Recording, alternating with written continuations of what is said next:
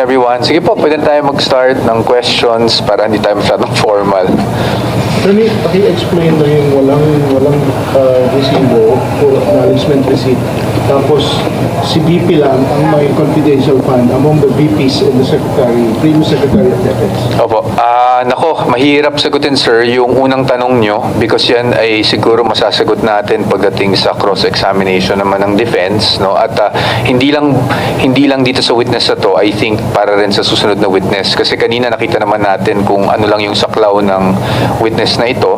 At if I believe meron pang isang witness na COA rin, no, na mag-testify. So masasagot. Hindi ko muna sagutin yan because that will really be on the merits na. But secondly, doon sa CVP lang, ang sinagot lang namang ng witness is kung saklaw lang nung kanyang time, no, sa COA ICFAO. So, kung meron bang confidential funds yung previous vice presidents, aside from the Vice President Sara Duterte, I'm sure you can fact-check that. I think may mga lumabas na rin na ganyan kamakailan, diba? Kung sino mga vice president may confidential funds. So, yun namang nasagot ng witness kanina is based on his experience in ICFAO lamang. So, I think the period was from 2014 to 2024, kung hindi ako nagkakamali. Attorney, kanina marami po tayong pumayag na mag-stipulate on certain facts, but not on the 11-day period na sinasabi po nung prosecution. Can you expound on that? Bakit hindi po tayo pumayag sa stipulation? Yes, because sa atin, no, yung 11 days kasi, may mga explanation yan, may maaari tayong gawin na cross dyan. So, hindi pa muna tayo pumayag sa stipulation doon. But as to the other documents, such as yung mga sinubmit sa COA, maliban lang sa acknowledgement receipts, of course, but yung pagdating doon sa mga, naging AOM or notice of suspension, I think those are official documents naman ng COA. So, hindi na natin dinidispute yun, katulad ng mga ginawa natin doon sa mga cheque na in-encash sa land bank kamakailan. I mean, yung na-discuss kamakailan. Talagang matindi ang pagtutubo doon, Attorney. Sa acknowledgement receipts. Opo, dahil loose po kasi yan, no? They're separate sheets. So, we cannot stipulate based on, I think, around 3,000, 4,000 documents. We really have to protect rin naman po the rights of our client. Although, I think narinig nyo rin naman, na-mention ko rin kanina, na kung pwede lang naman, mag-stipulate na talaga kami. Kaya lang, pagdating doon, we really had to take a hard line. Because syempre, we cannot be, we have to be diligent din in our duties as her counsel. And we cannot risk, no? Sa dami ng dokumento na yon, diba? Wala kaming sinasabing baka may pineke or something. I just want to make that clear. Pero ang sinasabi natin is hindi natin alam, diba? So ayaw natin na mag-stipulate sa ganun karaming dokumento, lalong-lalo na since yung nature nga niya ay acknowledgement receipts, no? Sir, for fairness lang, kasi kanina tinanong ko yung COSAC, may signature si VP na financial physical plan and also sa voucher, sa disbursement vouchers. And I asked the significance of the signature. Sabi ni Atty. Talosa is that it ties the Vice President to whatever malfeasance they will find in the spending of the confidential funds. Well, sa atin, yung mga dokumento na yan ay kinailangan dumaan sa isang proseso, dumaan sa approval. As to the malfeasance, that's for them to prove, no? At sa atin, that's for us to also disprove, diba? So, we will find out in the coming days. But again, as the COA representative said earlier, their audit is limited to just compliance with the joint circular. Nothing further than that, diba? Sir, liquidation, whose responsibility is it? Is it the Vice President? That's something that we will have to discuss in the coming days. No? So I can't answer you muna dyan. But you can read the joint circular and you can see naman sino yung mga accountable officers po talaga doon. Rephrase kasi. How much is the involvement of the Vice President in terms of the The documents will speak for themselves, sir. I don't want to, again, you're tying me to an answer and I can't answer you because we're delving into the merits. I'm really sorry, sir. So, nakabalik na po ba si VP? And ano po yung nirelay sa kanila? Ang alam ko, hindi ko masigurado kung nakabalik siya. I think nakabalik na based on the schedule. But again, you have to confirm with OVP dahil hindi na po ako spokesperson ng OVP. I think we always forget that. So I'm not privy to the daily schedule of the Vice President. But pagdating naman po sa communication, it's just updates on our part. Wala namang anything significant dun sa normal updates na binibigay lang namin sa kanya on a day-to-day basis pagdating dito sa impeachment proceedings.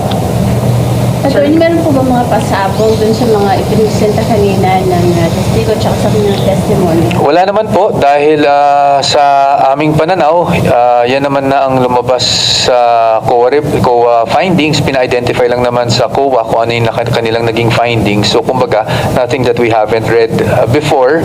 No, I think ang hindi lang nasasagot ng COA pa sa ngayon is ano yung nangyari after ng mga findings nila, diba? Which I'm sure we'll get to in the next few days. Attorney, how will the defense or how does the defense intend to respond doon sa findings na based on the joint memorandum circulars, attorney, meron doon mga beyond purposes, yung mga acknowledgement receipts and beyond the dates that were supposed to Nako. be in the period? Sorry, Jai, but you'll know when we do our cross-examination. When you'll know. Oh, definitely sa cross or even in our evidence in chief kung kinakailangan, meaning if it's our turn. But if we could, but pagdating naman sa cross, we can also ask questions on those matters. Sir, balik lang ko lang si VP. Sir, i-share niyo po sa kanya yung decision ni President Marcos na i-allow yung opening ng mga bank. Hindi na po. Because that's all in the news. So I don't share things in the news na meron naman siyang sarili ng news monitoring. So I don't share those things. Wala na ba siyang comment, sir? Hindi ko na po na-share. So wala din po siyang comment. Okay. Attorney, to your knowledge, meron pa ba other acknowledgement receipt na may nakapangalan kay Mary Grace Piatos? I don't know, to be honest. I'm not trying to be evasive. Hindi ko lang po talaga alam. Hindi ko naman namin. Kasi talagang sobrang, syempre, kilala si Mary Grace Piatos. Kanina dun sa trial, lumalabas sa 70,000 pesos yung nabigay sa kanya compared dun sa mas malalaki pang mga pangalan.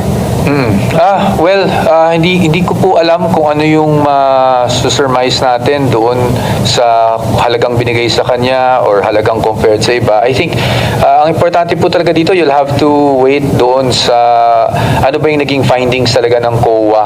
No? Kasi yung Mary Grace Piatos, lumabas lang naman yan sa congressional hearings, di ba?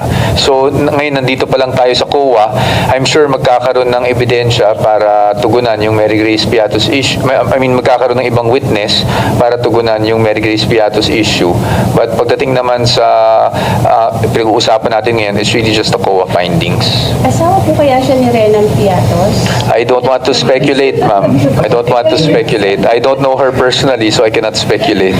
But definitely yung po mga ipinakita kanilang ebidensya, testimonya ay kaya natin tapatan yon sa inyong cross-examination next. Well, ayoko naman sabihin tapatan. I think sabihin na lang natin na kaya nating suriin yung mga naging findings ng COA para mapakita lang sa ating mga kababayan kung ano yung buong storya. No? Because this is just one side of the story. But again, factual lang din naman yung nangyari kanina, di ba? Lumalabas lang naman yung COA findings. So sa ating pagsusuri, as much as possible, syempre factual din lang po tayo. We'll stick with what COA knows. We cannot naman kasi add on to yung limitations ng witness kung ano lang yung participation niya dun sa testimonya na binibigay po niya. Attorney, bakit kayo nag-object dun sa Andy Lee? Sa akin lang naman po, although again, with all due respect to Attorney Kapunan dahil, hindi ko naman po gusto talaga mag-object kung hindi kinakailangan. Yun lang kasi parang nabibigyan kasi ng kulay pag ganong mga pangalan. Although she stated naman for the record na she's just reading it the way it's written. So, but to me kasi ang dating sa akin is nabibigyan ng kulay. Of course, no offense meant to Attorney Kapunan. I'm just doing my job as counsel. So, and I found the question to be objectionable. If you noticed, medyo malimit lang naman yung pag-o-object ko kanina. Maraming bagay na sa tingin ko hindi na dapat objectan. At katulad nga kanina, nagkaroon kami ng issue na ang pinapa-strike out ko ay yung sagot. Ang sabi, dapat nag-object ako sa tanong. Well, kaya kinailangan kong i-put on record lang na hindi naman kasi talaga objectionable yung tanong, pero yung sagot yung objectionable. Kaya lang ako nag-object na, well, actually, I did object. I moved that the answer be stricken off the record. So, may mga ganong bagay, may mga ganong nuances, no? But, again, I respect the distinguished counsel of Attorney Kapunan greatly. So, I think it was, it was an interesting session today. Kaya lang yun nga, hindi pa tayo natatapos. Last Yes, Ms. Katrina. Ano yung legal basis for the use of possible aliases sa mga acknowledgement receipts without delving into the matter? Just the legal basis. We're not yet there, so I won't discuss that. That's not covered by the COA witnesses, no. So we're not yet there. I beg your patience. I understand the question, but I beg your indulgence and your patience. Baka dun sa tamang witness natin pag-usapan po yan. So mabibring up po sooner or later. Tingnan natin. I'm sure, kasi isa yan sa mga issues di ba? So whether alias ba yun o hindi, yung mga ganung bagay, I'm sure at one point matatakil yan, but I don't want to preempt anything that prosecution will present in fairness to them, and I also don't want to preempt our own defenses kung sakali man. So ayoko munang itakil kasi dito pa lang tayo sa COA. I think importante and maganda yung natatanong niyo yung mga ganyan actually para maintindihan ng ating mga kababayan na sa ngayon dun pa lamang tayo sa COA findings at this will not be the end of it all, no? Marami pang may mga magtetestigo sa prosecution and even on the defense side. Attorney, another clarification, attorney. What happened during the 30-minute suspension for our public?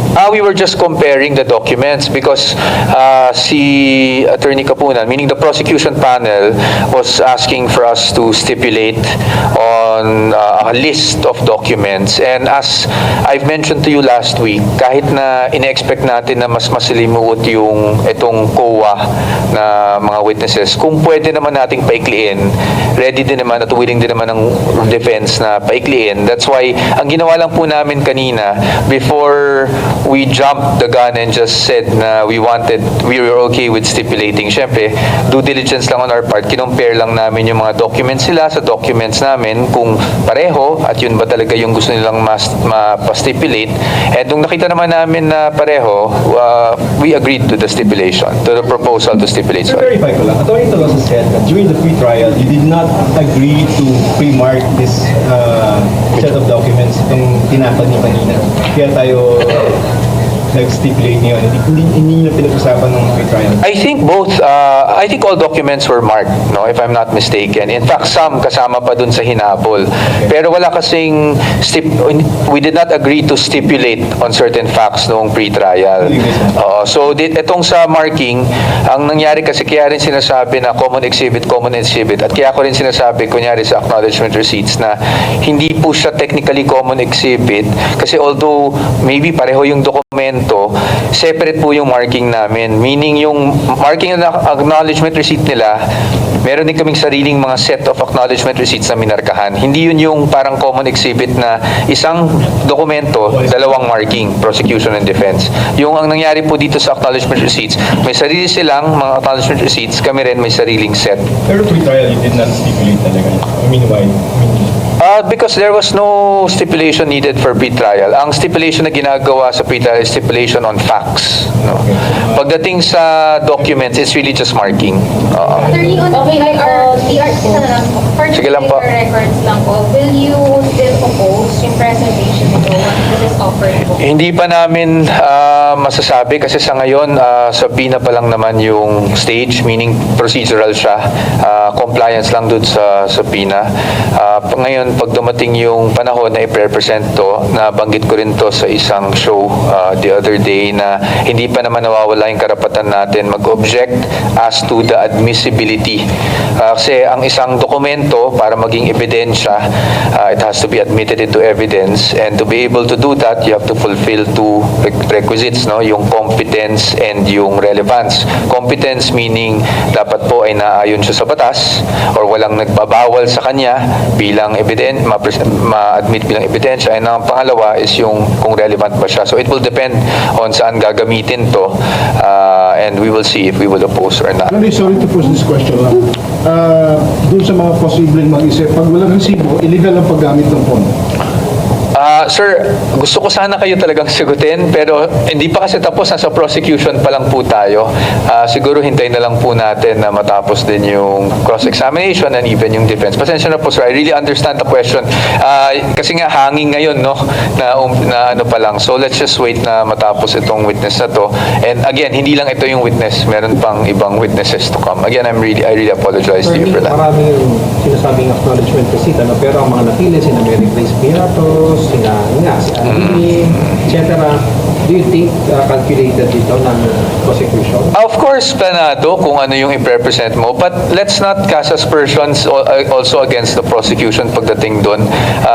Siyempre, strategy nila yan, and it's within their prerogative kung aling ARs. So, sa akin, definitely, kahit naman sa defense, kung ano yung ilalabas namin in a random stock, siyempre po, alam na rin, full control na rin kami kung ano yung ilalabas natin. So, although sinabi natin na siyempre alam nila kung anong ilalabas nila, wala naman pong masama doon, prerogative naman po nila yon. Just like magiging prerogative rin ng defense pag kami naman yung nagrepresenta ng mga ganitong receipts. Okay?